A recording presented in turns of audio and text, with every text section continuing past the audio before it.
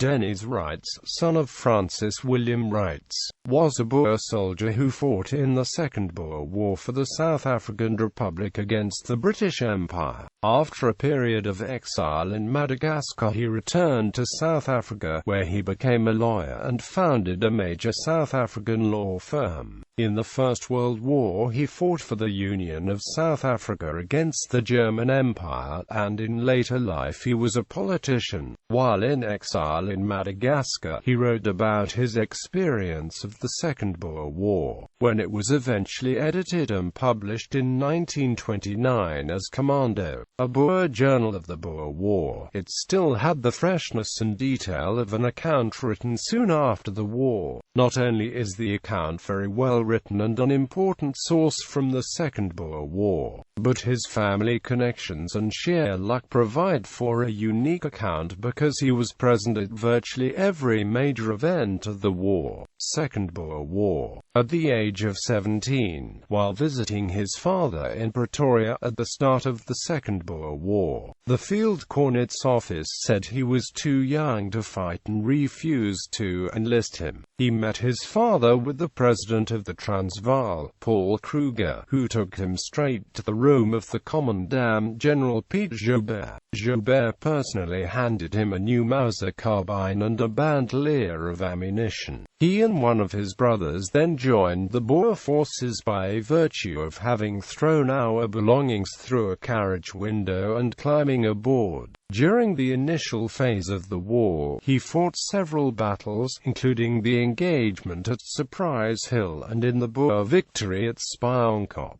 After a string of Boer defeats in set-piece warfare and the British capture of Pretoria, Reitz was one of the fighters who remained in the field. He joined General Smuts, who decided to conduct guerrilla operations, not in the territories of the Boer republics, but in the Cape Province. They faced immense difficulties, both from British forces and from nature, and when the majority did break through to the Cape, they were on the last legs.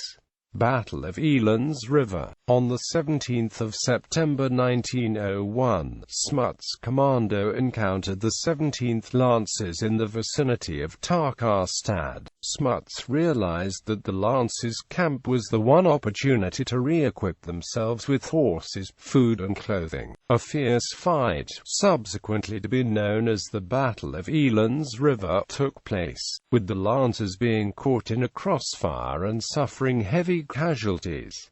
Stunned by the onslaught, the remaining Lancers put up a white flag. Reitz encountered Captain Sandermin, the Lancers' commander, and his lieutenant Lord Vivian among the wounded. In his book Commando, Reitz recounts how Lord Vivian pointed out his bivouac tent and told him it would be worth his while to take a look at it. Soon, Reitz, who that morning had been wearing a grain bag, riding a founded horse, and carrying an old Gewehr 1888 rifle with only 2 rounds of ammunition left, was dressed in a cavalry tunic and riding breeches, with a superb mount, a Lee Metford sporting rifle, and full bandoliers. Reitz reports that he met Lord Vivian again in London in 1935, on excellent terms. At the end of the war, after remarkable adventures, Smuts' commando had made itself a relatively comfortable base in the west of the Cape Colony and was besieging the garrison of O'Keepe,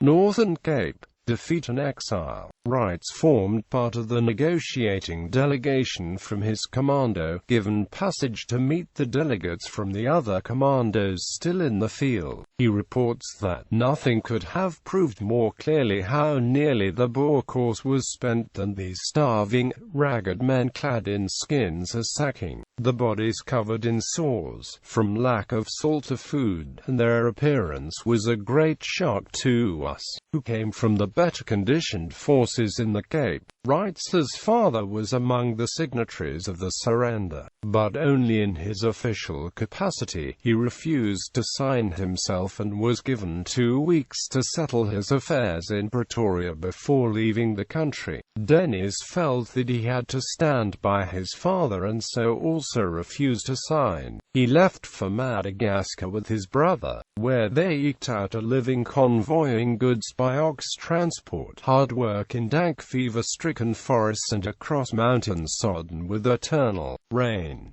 In his spare time he wrote Commando, dated 1903 but not published until 1929. Returned to South Africa, active service, and public life. On the advice of his wartime commander, Jan Smuts, he returned to South Africa in 1906. The malaria he had contracted in Madagascar had so severely affected his health that he collapsed unconscious. Upon his return to South Africa, he was nursed back to health over 3 years by Jan Smuts' wife, Bulsie. He then completed his studies and in 1908 in Heilbronn began his successful career as a lawyer. In 1914 he helped Smuts suppress the Maritz rebellion in the Free State, and he served on Smuts' army staff in the German West Campaign, and in the German East Campaign, where he rose to command a mounted regiment. On the Western Front during World War I he commanded the 1st Battalion, Royal Scots Fusiliers, until he was severely wounded early in 1918. He returned to active service to lead his men to the Rhine after the armistice. He joined Smuts' South African Party, becoming the member of the House of Assembly of South Africa for Bloemfontein South, defeating Colin Steyn of the National Party by 101 votes in the first of the 3 contests for this seat. His principles during his political career included loyalty to General Smuts, loyalty to the British Empire as guarantor of South African freedom, and harmony between Dutch and English South Africans. He opposed the Ossewa-Brandwag organization, which planned to take control of South Africa as soon as Britain had been crushed. In 1920 he married Agnes Barsine Leila Wright. She was a social reformer, an outspoken advocate of women's rights and suffrage for women, and the first woman member of the Assembly. On the 3rd of August 1920 Steyn again stood against him in the same constituency. Reitz won again, this time with a majority of 141. In the general election of 1921, Reitz and Steyn contested Bloemfontein South once more. This time Steyn was returned with a majority of 47. When the Smuts government fell in 1924, Reitz returned to his law practice.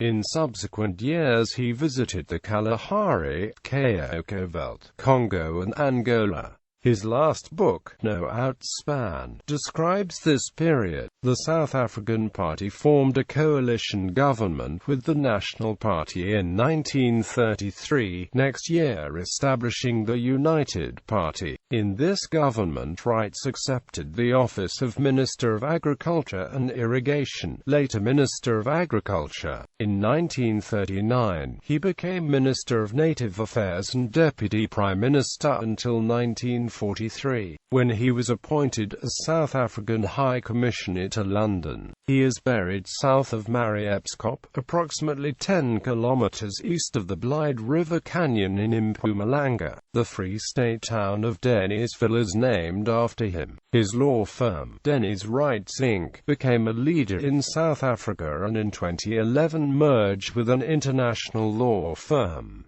Published works: 3 volumes of an autobiography, Commando, a Boer journal of the Boer War, first published in Great Britain in 1929, ISBN 0-571-0877787, Tracking on, Dealing with the Boer War through World War I, and No Outspan, which covers life in South African politics between the wars and concludes with him as Deputy Prime Minister of South Africa.